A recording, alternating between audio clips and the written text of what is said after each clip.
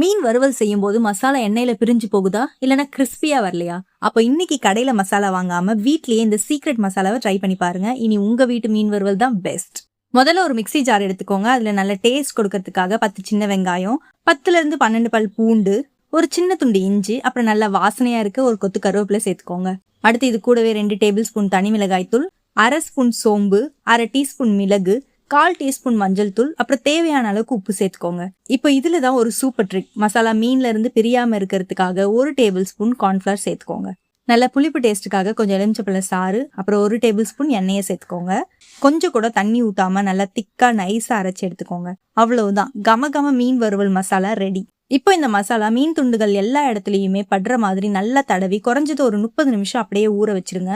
அதுக்கப்புறம் தவாவில் எண்ணெயை ஊற்றி மிதமான சூட்ல 2 பக்கமும் நல்லா பொன்னிறமா வறுத்து எடுத்தீங்கன்னா வெளியே நல்லா கிறிஸ்பியாவும் உள்ள சாஃப்ட் அண்ட் ஜூசியாவும் இருக்கிற ஹோட்டல் ஸ்டைல் மீன் வறுவல் ரெடி. சுட சுட ரச சாதத்தோட வச்சு சாப்பிட்டா ஆஹா அவ்வளோ டேஸ்ட். கண்டிப்பா இந்த ரெசிபியை உங்க வீட்டில் ட்ரை பண்ணி பார்த்துட்டு எப்படி இருக்குன்னு மறக்காம கமெண்ட்ல சொல்லுங்க.